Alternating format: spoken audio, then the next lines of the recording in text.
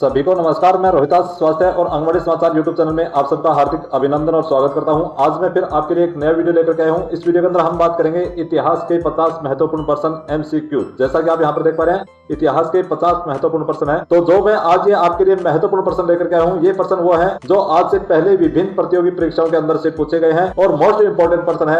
यदि आप मेरे चैनल पर पहली बार अभी तक आपने चैनल को सब्सक्राइब नहीं किया तो अभी चैनल को सब्सक्राइब करें। तो आज हम यहाँ पर देखेंगे इतिहास के जो महत्वपूर्ण प्रश्न है। तो जो अभ्यर्थी NHM के अंदर जो संविदा पद निकले हैं, उसके अंदर मैनेजमेंट कैडर के जितने भी पद हैं उनकी तैयारी कर रहे हैं, तो उनके लिए ये सिलेबस बहुत ही महत्वपूर्ण साबित होने वाला है। तो आपने देखा होगा आपके सिलेबस के अंदर जीके से संबंधित जो प्रश्न आएंगे, तो इसके अंदर इतिहास से संबंधित जो प्रश्न है वो आज मैं इस वीडियो के अंदर आपको बताने वाला हूँ। तो यहाँ पर आप देख पा रहे हैं, प्रश्न एक है, भारत की सभ्यता की शुरुआत किस नदी घाटी से हुई थी? भारत की सभ्यता की शुरुआत किस नदी घाटी से हुई थी? सिंधु नदी घाटी। भारत की सभ्यता की शुरुआत किस नदी घाटी से हुई थी? सिंधु नदी घाटी से। यहाँ पर आप देखेंगे नीचे व्याख्या देख करके मैंने इसको समझाया आपको, हर प्रश्न की व्याख्या से मैंने आपको समझाया, तो व्याख्या आप जरूर देखेंगे।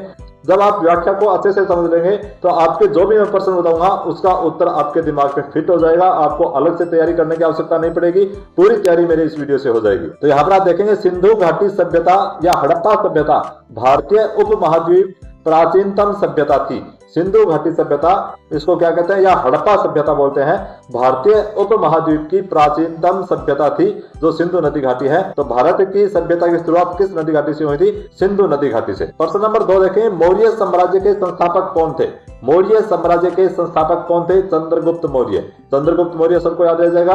यहाँ पर देखेंगे, चंद्रगुप्त मौर्य ने मौर्य वंश की स्थापना की और पूरे उत्तर भारत को एकत्रित किया था। प्रश्न नंबर 3 देखेंगे, अशोक का कौन सा युद्ध प्रसिद्ध है? अशोक का कौन सा युद्ध प्रसिद्ध है? कलिंग युद्ध। ये बहुत सी परीक्षाओं के अंदर ये प्रश्न पूछा गया है, आपसे भी ये प्रश्न पूछा जा सकता है, इसको याद कर लें। अब आप नीचे देखेंगे, अशोक ने कलिंग युद्ध के बाद बौद्ध धर्म स्वीकार किया और अहिंसा का प्रचार किया था। अशोक ने कलिंग युद्ध के बाद बौद्ध धर्म स्वीकार किया था और अहिंसा का प्रचार किया था। तो अशोक का कौन सा युद्ध प्रसिद्ध है? कलिंग युद्ध। प्रश्न नंबर 4 है, गुप्त साम्राज्य के प्रसिद्ध शासक कौन थे? गुप्त साम्राज्य के प्रसिद्ध शासक कौन थे? चंद्रगुप्त द्वितीय विक्रमादित्य। चंद्रगुप्त द्वितीय विक्रमादित्य।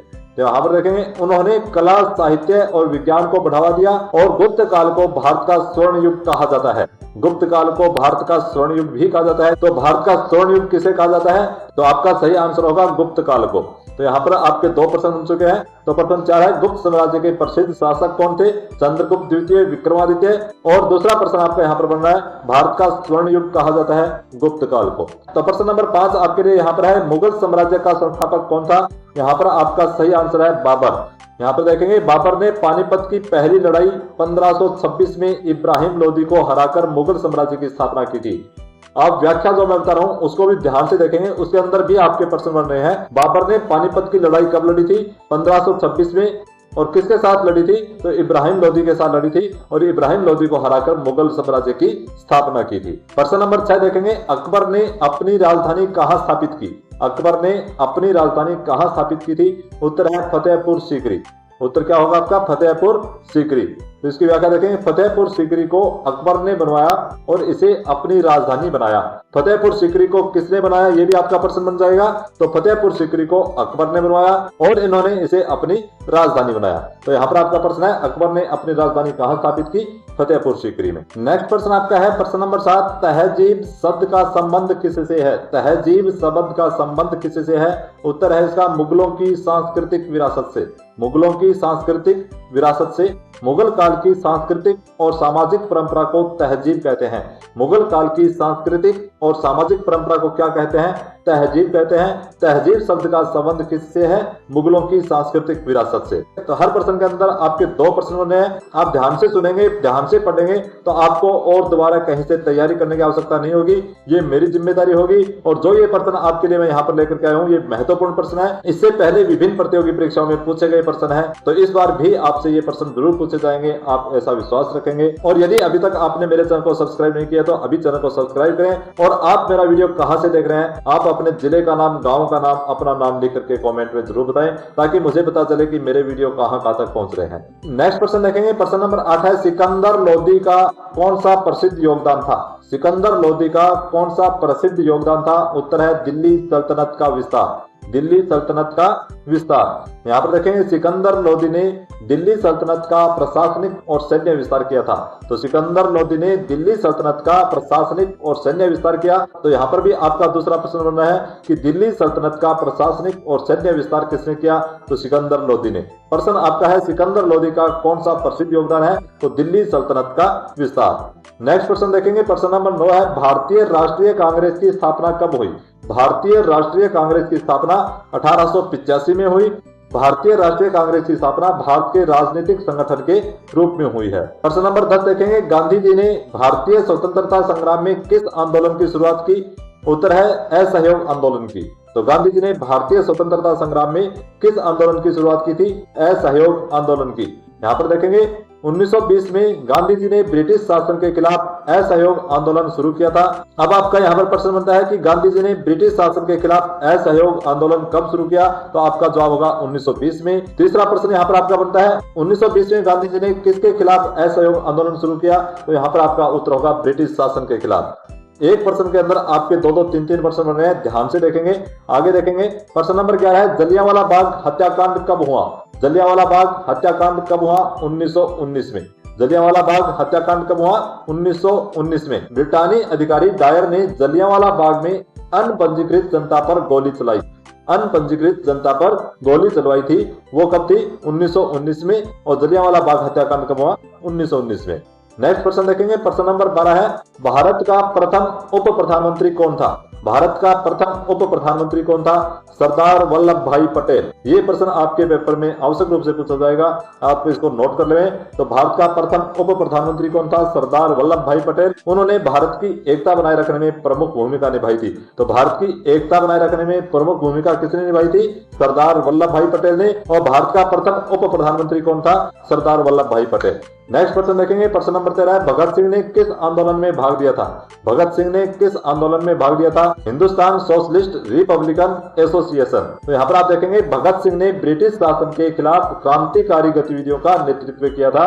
तो भगत सिंह ने किस आंदोलन में भाग लिया? Hindustan socialist Republican association. Next प्रश्न देखेंगे, प्रश्न नंबर 14 है प्रथम स्वतंत्रता संग्राम कब हुआ? प्रथम स्वतंत्रता संग्राम कब हुआ? उत्तर है 1857 में। प्रथम स्वतंत्रता संग्राम कब हुआ? 1857 में। इसे भारतीय इतिहास में 1857 का विद्रोह है या सेपॉय विद्रोह कहा जाता है। तो यहाँ पर आपका दूसरा प्रश्न बन जाता है भारतीय इतिहास में 1857 के विद्रोह को किस नाम से जाना जाता है? तो सेपॉय विद्रोह के नाम से जाना जाता है। सेपॉय विद्रोह कब हुआ? 1857 में हुआ। प्रथम स्वतंत्रता संग्राम कब हुआ? 1857 में हुआ। तो ये प्रश्न आपको अच्छे से याद हो गया होगा। चलो देखते हैं, नेक्स्ट प्रश्न आपके लिए है प्रश्न नंबर 15, दुर्गावती किस युग की प्रमुख महिला शासक थी? दुर्गावती किस युग की प्रमुख महिला शासक थी? मध्यकालीन भारत। उत्तर है इसका मध्यकालीन भारत की। दुर्गावती मालवा की रानी थी और मुगल सम्राट अकबर के विरुद्ध लड़ी थी। तो यहाँ पर आपका प्रश्न था दुर्गावती किस युग की प्रमुख महिला शासक थी? मध्यकालीन भारत की। नेक्स्ट प्रश्न, प्रश्न नंबर 16 है रामायण के रचयिता कौन थे? रामायण के रचयिता कौन थे? उत्तर है महर्षि वाल्मीकि। रामायण के रचयिता कौन थे? महर्षि वाल्मीकि। तो यहाँ पर देखेंगे महर्षि वाल्मीकि ने संस्कृत में रामायण की रचना की थी। तो आपसे यहाँ पर दूसरा प्रश्न इस प्रकार भी पूछा जा सकता है कि वाल्मीकि ने रामायण की रचना किस भाषा में की थी? तो आपका यहाँ पर सही जवाब होगा संस्कृत भाषा में। तो रामायण के रचयिता कौन थे? महर्षि वाल्मीकि। नेक्स्ट प्रश्न है महाभारत के प्रमुख पात्र कौन थे? महाभारत के प्रमुख पात्र पांडव और कौरव। यहाँ पर आपका उत्तर है पांडव और कौरव थे। महाभारत महाकाव्य में दो राजवंशों के बीच युद्ध की कथा है। तो महाभारत के अंदर किसकी कथा है? पांडव और कौरव के युद्ध की कथा है। तो महाभारत के प्रमुख पात्र कौन थे? पांडव और कौरव।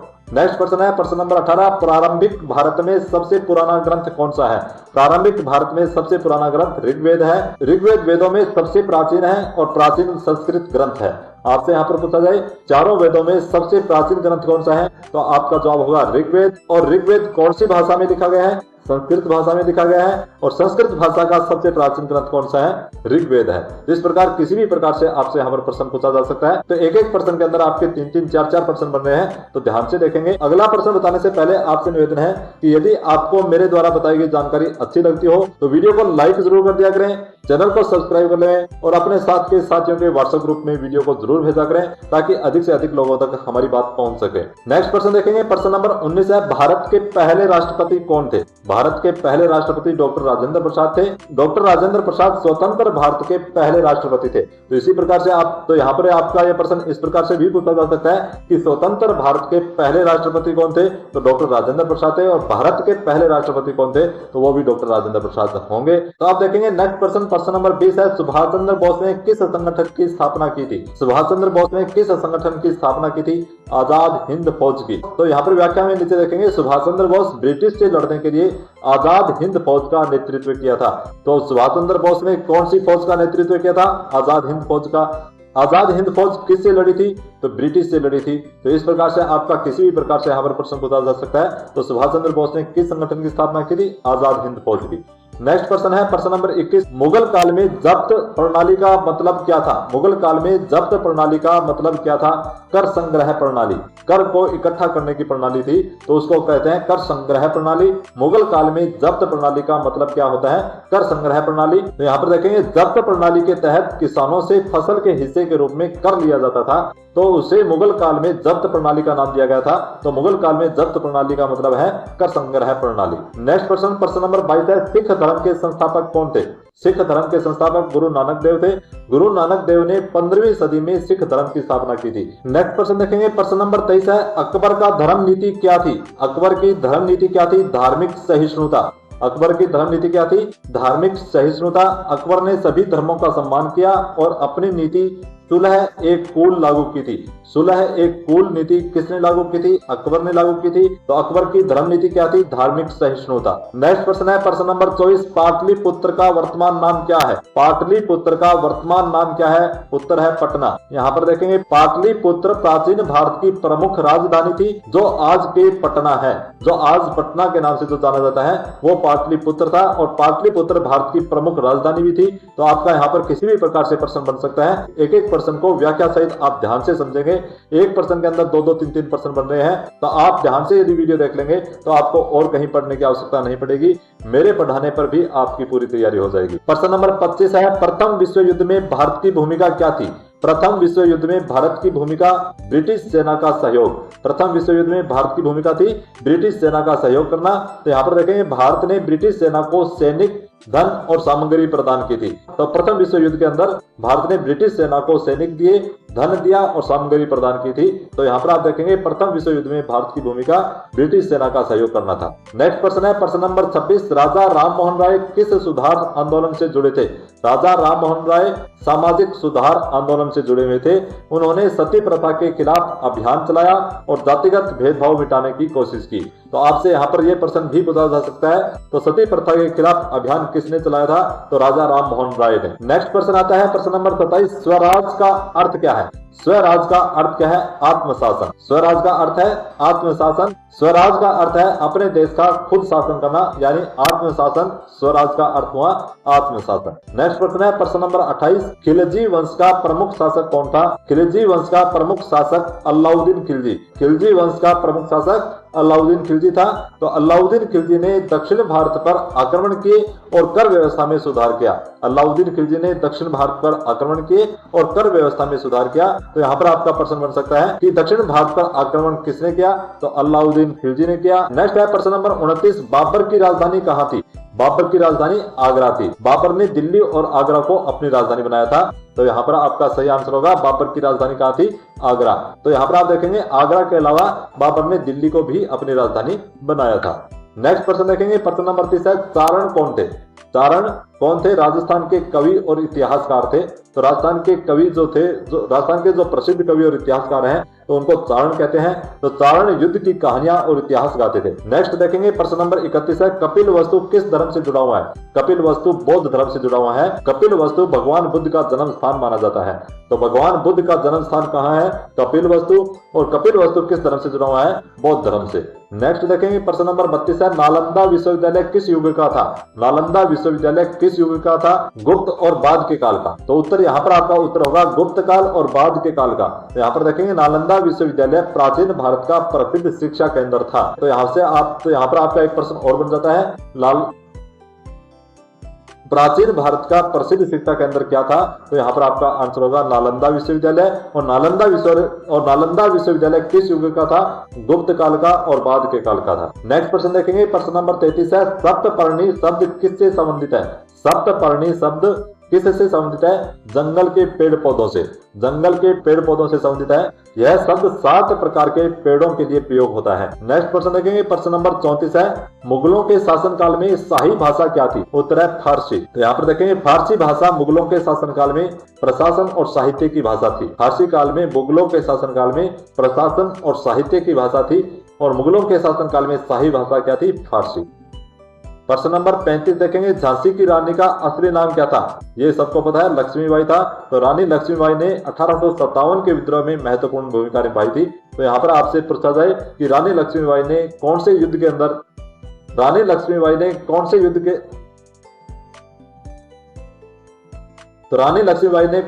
के अंदर अपनी महत्वपूर्ण भूमिका निभाई थी? तो यहाँ पर आप देखेंगे 1857 में। नेक्स्ट प्रश्न देखेंगे, प्रश्न नंबर 37 है, भारतीय राष्ट्रीय कांग्रेस की पहली बैठक कहाँ हुई थी? भारतीय राष्ट्रीय कांग्रेस की पहली बैठक कहाँ हुई थी? उत्तर है मुंबई के अंदर। तो भारतीय राष्ट्रीय कांग्रेस की पहली बैठक कहाँ हुई? मुंबई के अंदर। तो यहाँ पर देखें, कांग्रेस की पहली बैठक 1885 में मुंबई में हुई थी। कांग्रेस की पहली बैठक कब हुई थी? 1885 में हुई थी। कहाँ हुई थी? मुंबई में हुई थी। ये दोनों प्रश्न आपके लिए महत्वपूर्ण प्रश्न है, आप इसको रट लें, आप इसको याद कर लें, ये आपसे आवश्यक रूप से पूछा जाएगा। नेक्स्ट प्रश्न है, प्रश्न नंबर 37, अमृतसर हत्याकांड में कितने लोग मारे गए थे? अमृतसर हत्याकांड में कितने लोग मारे गए थे? उत्तर है लगभग 379 लगभग यहाँ पर लिखा हुआ है। तो ब्रिटिश जनरल डायर ने अमृतसर के जलियांवाला बाग में निहत्थे लोगों पर गोलियां चलाई थी। तो यहाँ पर आपका होगा, अमृतसर के जलियांवाला बाग में किसने गोली चलाई थी? ब्रिटिश जनरल डायर ने। तो यहाँ पर आपका सही आंसर होगा ब्रिटिश जनरल डायर ने। और अमृतसर हत्याकांड में कितने लोग मारे गए थे? लगभग 379 लोग मारे गए थे। नेक्स्ट प्रश्न देखेंगे, प्रश्न नंबर 38 है, नमक सत्याग्रह की शुरुआत कब हुई थी? नमक सत्याग्रह की शुरुआत 1930 में हुई थी। महात्मा गांधी ने ब्रिटिश नमक कानून का विरोध करते हुए दांडी मार्च किया था, जो 1930, और नमक सत्याग्रह की शुरुआत कब हुई थी? 1930 में हुई थी। नेक्स्ट प्रश्न है, प्रश्न नंबर 39, ब्रिटिश भारत के प्रथम वाइसरॉय कौन थे? Lord Canning. ब्रिटिश भारत के प्रथम वाइसरॉय कौन थे? लॉर्ड कैनिंग थे। 1858 के बाद ब्रिटिश राज में पहला वाइसरॉय लॉर्ड कैनिंग था। नेक्स्ट प्रश्न है, प्रश्न नंबर 40, भारत छोड़ो आंदोलन कब शुरू हुआ था? उत्तर है 1942 में। भारत छोड़ो आंदोलन कब शुरू हुआ? 1942 में। तो यहाँ पर आप देखेंगे, भारत छोड़ो आंदोलन द्वितीय विश्व युद्ध के दौरान ब्रिटिश शासन के खिलाफ था। तो भारत छोड़ो आंदोलन कब शुरू हुआ? द्वितीय विश्व युद्ध के दौरान शुरू हुआ था, ब्रिटिश शासन के खिलाफ था, 1942 में शुरू हुआ था। तो भारत छोड़ो आंदोलन की शुरुआत कब हुई थी? 1942 में।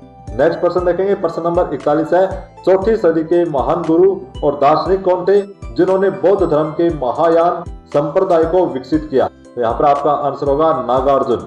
नागार्जुन ने शून्यवाद की स्थापना की और महायान बौद्ध धर्म के विकास में योगदान दिया था। तो आपका यहाँ पर एक प्रश्न और बन जाता है कि शून्यवाद की स्थापना किसने की थी? तो नागार्जुन ने की थी। और चौथी सदी के महान गुरु और दार्शनिक कौन थे?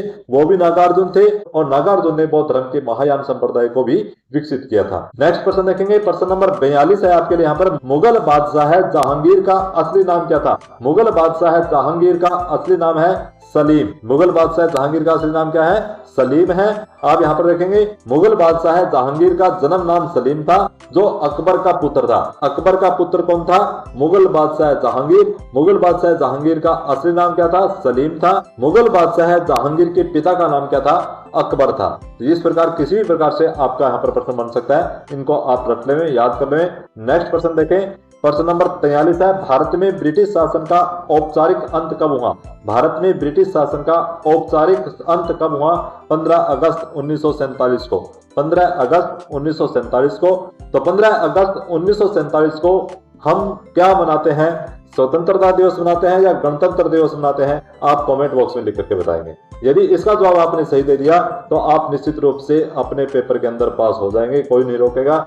15 अगस्त 1947 को स्वतंत्रता दिवस मनाया जाता है या गणतंत्र दिवस मनाया जाता है? आप कमेंट बॉक्स में लिखेंगे। भारत को स्वतंत्रता कब मिली थी? 1947 में, और उस दिन से ब्रिटिश शासन समाप्त हो गया था।